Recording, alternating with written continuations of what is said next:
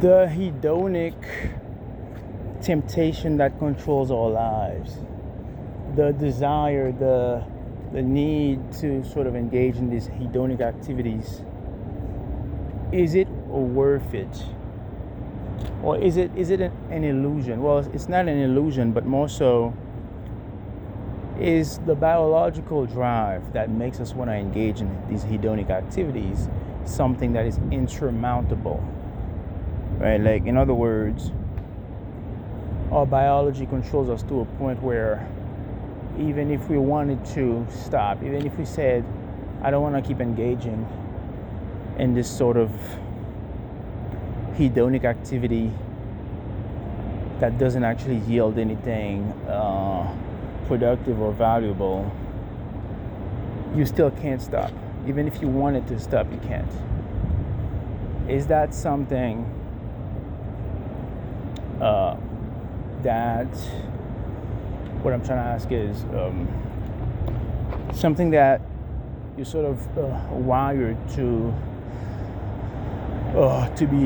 be a slave to, for lack of a better word? Like, your biology controls you and makes you want to engage in hedonic activity. Your brain, that desire for dopamine and for more and more pleasure and more excitement.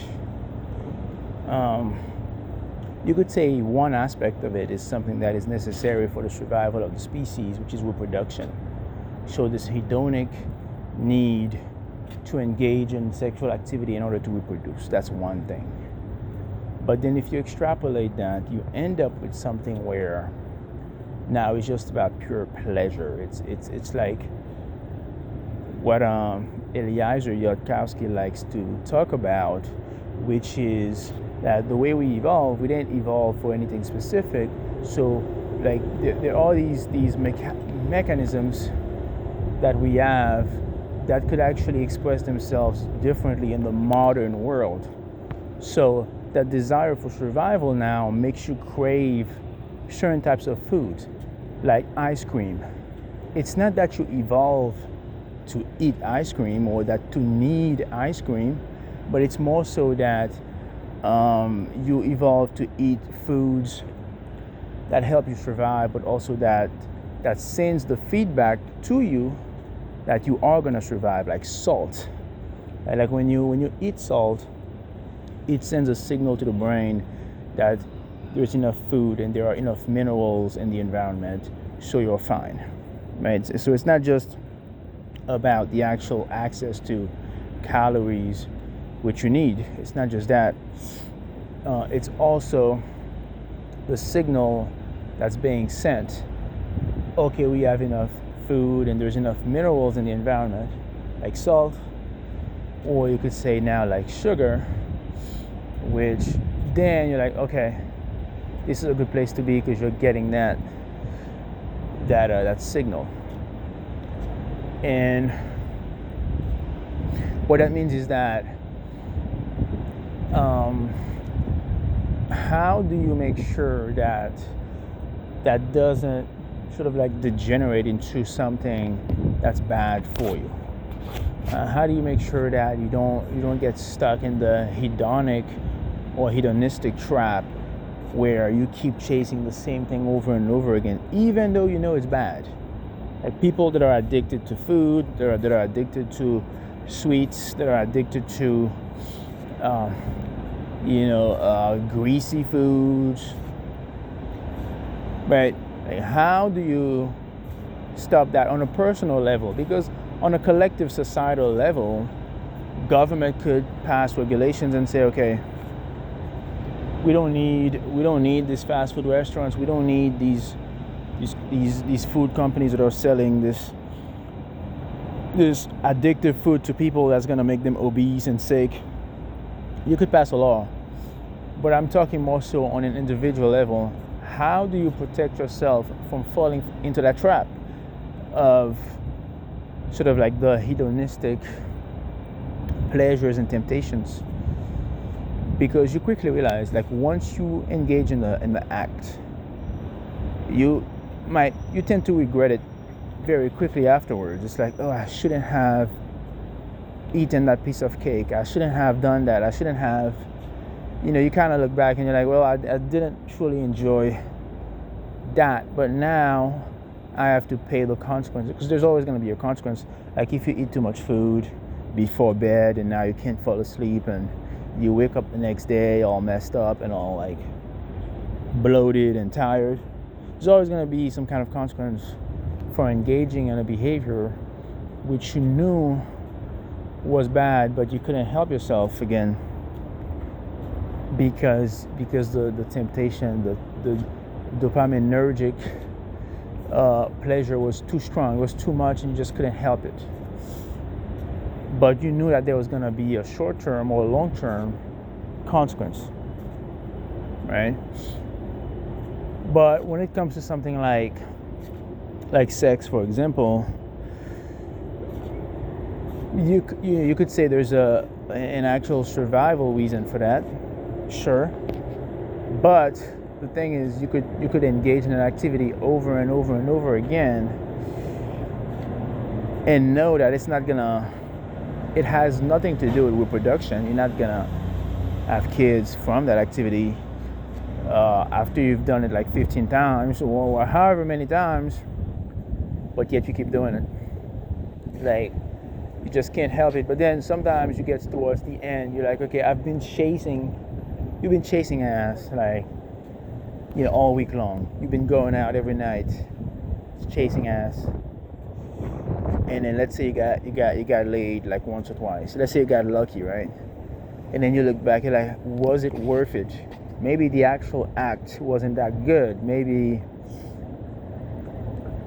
the circumstance and the person with which you actually had intercourse with just wasn't a good match for you. You didn't enjoy it. And you look back, was that worth it? It's like, no, that was a waste of time. It was a bad experience. But guess what? You're still gonna go back and do it again, hoping, of course, that it's better next time, right? You're hoping that, okay, next time is gonna be a better experience. But even if it wasn't a better experience, you're still gonna go back to it, because it is that sort of drive where you can't help it, and it keeps coming back, and it's almost like you're not the same person, right? It's like the person who says, okay, I'm gonna stop doing this, is not the same person once that desire comes back. That desire trumps your willpower. It trumps everything. And that's why as people get older and they no longer have that drive, or it's not as strong as it used to be, all of a sudden they're able to make those better decisions. But it's not because they're more mature. It's not because like, oh, I'm more mature now, I'm more experienced. Well, we may say to a small extent it's because of that. But it's mostly due to their biochemistry. It's mostly due to the hormones not being as much as they used to be. The dopamine, the endorphins, the serotonin, all that not being as strong as it used to be. So you're simply not as horny as you used to be. And at 60 years old, I would imagine you're not as horny as you were at 30 years old, at 35 years old. Definitely not at 25 or 20. I would assume, because your libido is just not the same. So, all that to say, can the fact that you get towards the end and you realize it wasn't everything that you thought it was, can that be enough? Can you intellectually use that argument to not let that desire control you? Can you use your logic and say, I'm gonna use my logic to bypass? I don't think that's possible. I don't think you can just use logic to bypass something that's much stronger. that drive. I don't think. And it's not just that I don't think. I mean, I haven't seen any evidence. I mean, you could say there's some guys out there, monks. There are monks. There are guys that have vowed to do that, and they've done that successfully. priests, monks, religious figures, religious people, but those guys tend to have a deeper reason. They tend to have a spiritual reason that is so deep, that is so strong, that they're able to do it. But that's because there's a deeper sort of spiritual reason that's driving them. That's how you're able, by the way. And, oh yeah, that's a good segue. It's like that's how you're able to bypass. I mean, I think that's the only way you're able to bypass that biological drive is with a deeper spiritual reason. I mean, I think that's the only way. And that's what's so interesting. That's sort of like that's the spiritual, the spiritual argument, or not argument, but like the spiritual drive is the only thing that can bypass, sometimes, not always, sometimes bypass the biological drive. I think it's mostly, it's the most powerful one. I mean, there are other ways in which you could do that too, with certain drugs that you could take to blunt, but other than that, it's mostly going to be some kind of spiritual belief or some kind of spiritual goal that you have, because the spiritual goals can actually help you develop habits that then